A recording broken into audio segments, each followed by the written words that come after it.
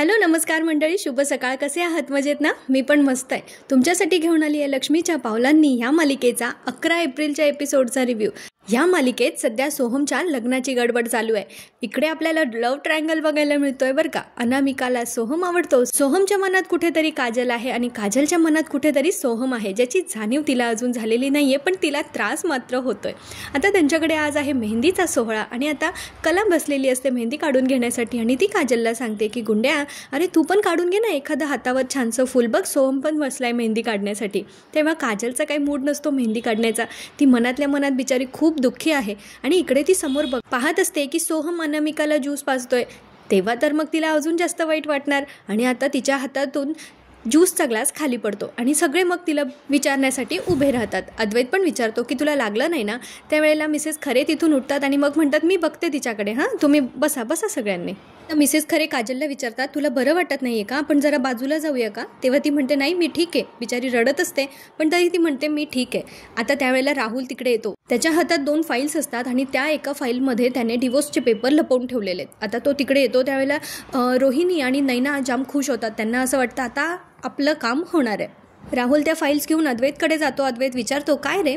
तेव्हा राहुल सांगतो की अरे आपल्या ह्या परचेस ऑर्डर्स आहेत, याच्यावर तुझी साईन हवी आहे. अद्वैत त्याला पेनसाठी विचारतो तर तो पूर्ण तयारीने आला आहे, त्याने पेन पण सोबत आणलेला असतो.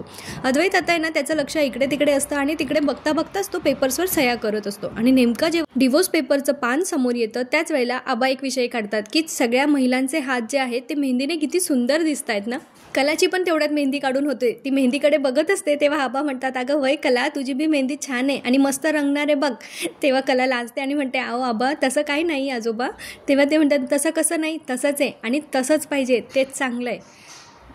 कला म्हणते आता सगळ्यांना भुका लागल्या असतील, मी जेवायला वाढते सगळ्यांना. आबा म्हणतात तू बस आता, बाकीची समधी मंडळी आहेत की वाढायला. ते नंतर अनामिकाला पण सांगतात की तू पण इकडेच जेवण कर बरं का आज. तेव्हा ती म्हणते की आमचं लग्न इतक्या घाईघाईत ठरलं आहे की मला आता आहे तेवढा वेळ माझ्या माहेरी माझ्या आईच्या हातचं खायचं असं माझी इच्छा आहे. त्यामुळे तुम्ही राग मानू नका, पण मी तिकडे जाऊनच जेवणार आहे. आबा म्हणतात बरं होऊ दे तुझ्या मनासारखं. आता मिसेस खरे पण म्हणतात की आम्ही पण निघतो. तर ते म्हणतात बरं. आता आबा कलाचं कौतुक करत असतात की फार कमी दिवसामध्ये 2 दिवसातच लग्नाची सगळी तयारी झाली बघ, रजनीला सांगत असतात. तेव्हा रजनी मॅम म्हणतात हो ना, कला अगदी पदर खोचून कामाला लागली होती. सगळी तयारी तिने स्वतःच्या हाताने आणि सगळं मॅनेजमेंट स्वतःच्या हातात घेतलं होतं बघा. आता रजनी मॅम आहे ना सरोज मॅमला सांगत असतात की कामाच्या बाबतीत ना एकदम वाघीण सून मिळाली आहे बरं का तुम्हाला. आता माझं काय होतं माहीत नाही, पण कला ना फार गुणी आहे आणि एवढं सगळं करताना तिचं अद्वैतवरचं लक्ष काही कमी नाही झालं बरं का. फार हुशार आहे कला. त्यावेळेला सरोज मॅम म्हणतात हुशारी ती आहे पण ती नको त्या कामात हुशारी वापरते एवढंच. हे ऐकून अद्वैतला ठसका लागतो. तेव्हा राहुल त्याला पाणी आणून देतो. आता आबा त्याला सांगत असतात अद्वैत बरं प्रथेप्रमाणे एक काम बाकी राहिलं आहे बरं का. या घरची मोठी सून या घराच्या मोठ्या मुलाला टिळा लावते आजच्या दिवशी, अशी त्यांची प्रथा असते. पुढे आबा अंजूला सांगतात की कुंकवाचा करंडा घेऊन ये बरं. अंजू आणते आणि सरोज मॅमच्या हातात देते. आता सरोज मॅम उठतात आणि अद्वैतला टिळा लावायला जातात. यांचा हा सगळा कार्यक्रम चालला आहे. हा काय आता राहुल नैना आणि रोहिणीला बघवत नाहीये, कारण त्यांना असं वाटतंय कधी एकदाची ती सही मिळेल. पण अद्वैतने तर ते पेपर्सकडे आता बघणंच सोडून दिलंय. त्याचं लक्ष भलतेच दुसरीकडे. आता सरोज मॅम येतात अद्वैतला टिळा लावण्यासाठी. तेव्हा आबा सांगतात थांब सरोज, कलाला करू दे, त्याची बायको आहे अगं ती. तेव्हा सरोज म्हणतात का आईने लावलेलं नाही चालत का तुमच्या प्रथेत? आबा म्हणता अगं तसं नाही, ही पुढच्या पिढीची थोरली सून आहे, त्यामुळे तिचा मान येतो, तर तिचा मान तिला घेऊ दे. आणि तसं बी सोहमची सगळी लग्नाची तयारी तीच तर करायली आहे, त्यामुळे करू दे तिला. ती काय बाहेरची आहे का, परकी आहे का? त्यावेळेला सरोज मॅम म्हणतात परकीच आहे आबा, ती बाहेरचीच आहे, पण तुमच्या डोळ्यांना ते दिसत नाही आहे. असो, तुमच्या पुढे आता मी काय बोलणार नाही का. आता सरोज मॅम कलाला कुंकवाचा करंडा द्यायला जातात. तेव्हा त्यांच्या लक्षात येतं की तिच्या दोन्ही हातांवर तर मेहंदी आहे. तेव्हा ते म्हणतात हे अशा माखलेल्या हातांनी टिळा लावणार आहे का तू? की आता हिची मेहंदी वाळण्याची वाट बघायची आहे आपण. त्यावेळेला कला खरंच विचार करत असते मी कसं करणार आता. मग तिला सुचतं काहीतरी की आपण ना मगाशी तिची टिकली पडली होती ना, तेव्हा तिने देवघरात जाऊन कुंकू लावला होता. म्हणजे आता कलाच्या कपाळावर टिकली नाही तर कुंकू आहे हे तिच्या लक्षात येतं. आधी ती विचार करत असते काय करायचं, पण मग आता हे सुचल्यावरती म्हणते की थांबा सरोज मॅम, हे मी करते आणि ह्यासाठी तुम्हाला थांबावं पण नाही लागणार, प्रथा पण पाळली जाईल आणि आबांचा शब्दही राखला जाईल. आणि आता कला अद्वैतकडे जाते आणि त्याला सांगते, तो आधी उठलेला असतो ना, तर ती त्याला सांगते की सोफ्यावर बैस. तो बसतो आणि नंतर कला त्याला म्हणते की आता मागे वळून असं मान कर. त्यावेळेला अद्वैत तसा करतो आणि कला स्वतःच्या कपाळावरचा टिळा अद्वैतच्या कपाळावर लावते. हात न लावता. आणि म्हणजे इथे ना आपल्याला जुदाई मूव्हीचा एक सीन रिक्रिएट केल्याची फीलिंग येते मित्रांनो. तिथे नाही का श्रीदेवीच्या हाताला पण मेहंदी असते आणि जान्हवीच्या हाताला म्हणजे उर्मिला मॅमच्या हाताला असते. त्यावेळेला त्या अनिल कपूरला असा टिळा लावतात. तो सीन इथे त्यांनी रिक्रिएट केला आहे आणि तो बघताना फार मज्जा येते. त्यांचं असं ते म्युझिक कॉम्बिनेशन वगैरे आहे ना, हा सीन तुम्ही आज रात्री टीव्हीवर नक्की बघा. खूप मज्जा येते बघताना. त्यानंतर अद्वैत पुढे मान करतो आणि त्याच्या कपाळाला छानपैकी टिळा लागलेला असतो आणि सगळेच हे बघून खुश होतात. आबा तर विशेष खुश होतात. पण सरोज मॅम विचार करा, हे सगळं 4 चौघात कलाने केलं आहे म्हणजे किती डेअरिंग कला होते. आता सरोज मॅम चिडणार नाही तर अजून काय.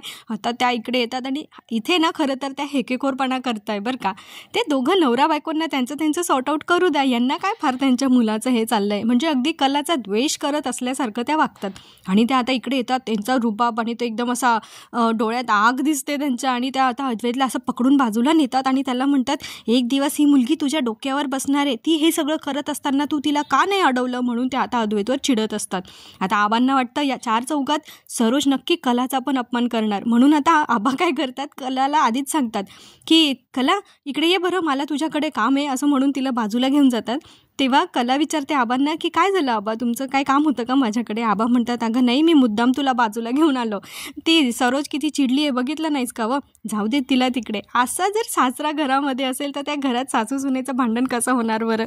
इकडे रॉकेट ज्यूसचा ग्लास ठेवायला जात असतो तर सोहम म्हणतो, आणि मी तो ग्लास मी ठेवतो, माझ्या लग्नात मी काहीतरी काम केलं आहे असं तरी होईल ना. आता सोहम तो ग्लास ठेवायला म्हणून किचनमध्ये जातो तर काजल विचार करत असते, इथे आता कोणी येणार नाही किचनमध्ये मेहंदीचे हात घेऊन, तर मी आत्ताच सोहमशी बोलू का. म्हणून काजल त्याच्याशी बोलायला जात असते. आणि तेव्हा मध्ये अनामिकाच्या कानातलं तिच्या ओढणीत अडकलेलं असतं. त्यावेळेला अनामिका तिची मदत मागते की एवढं सोडवशील का प्लीज, आणि काजल ते सोडवून देते. त्यानंतर काजल तिच्या आईसोबत निघून जाते आणि सोहम किचनमध्येच असतो.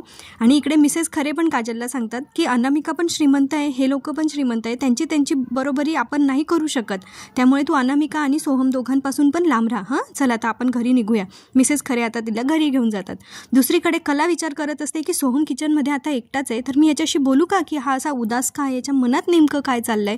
आणि ती आता सोहमशी बोलायला जाणारच असते. तेवढ्यात अद्वैतमध्ये येतो आणि तो तिला किरकिर करतो. त्यावेळेला कला त्याला सांगते की हे बघ, प्रथा अशी होती की बायकोने नवऱ्याच्या कपाळावर टिळा लावायचा आणि मी ते केलं. मला माहिती आहे आपण अजूनही आपल्या नात्याबद्दल शुअर नाही आहोत, आपण चाच पडतोय, पण याचा अर्थ असा होत नाही ना की मी तुझी बायको नाही आहे. आणि इथेच आजचा विषय एपिसोड संपतो. आजच्या भागात काही राहुलला अद्वैतची सही मिळालेली नाही आहे आणि आता पुढच्या भागात तो तेच प्रयत्न कंटिन्यू करताना दिसतोय. तो अद्वैतच्या रूममध्ये ते पेपर्स घेऊन गेलाय. अद्वैत पुन्हा साईन करणारच असतो. तेवढ्यात कला तिकडे रूममध्ये येते आणि तिला येताना दरवाजा लागतो आणि मग अद्वैत तिला बसवतो, तिला मलमपट्टी वगैरे करून देतो. त्यावेळेला राहुल मनातल्या मनात म्हणत असतो की आत्ता इथे का कडमडली, हिच्यामुळे आता परत हे राहून जाणार.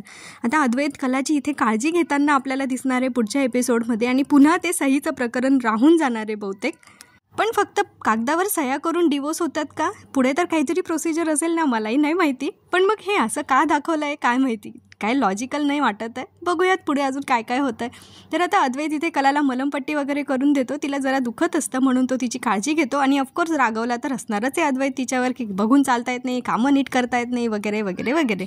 आणि मग अद्वैत पुढे काहीतरी डेकोरेशनचं काम बघत असतो आणि जिन्यात पुन्हा राहुल त्याला गाठतो आणि मग त्याच्याकडे सही करण्यासाठी पेपर देतो. आणि त्यांनी असं दाखवलं आहे की अद्वैतच्या लक्षात आलं आहे की ते डिवोर्स पेपर आहे किंवा कसले पेपर्स आहे असे म्हणून अद्वैत आता राहुलला विचारणा करतो. आता अद्वैतला खरोखर कळलं आहे की आपल्याला उल्लू बनवण्याचा हा प्रोमो आहे, ते आपल्याला पुढच्या भागातच कळणार आहे. तेव्हा भेटूया पुढच्या भागात. ह्या सगळ्या गोष्टींची उत्तरं मिळवण्यासाठी तुम्हाला आजचा व्हिडिओ आवडला असेल तर लाईक शेअर करा, चॅनलला सबस्क्राईब करा.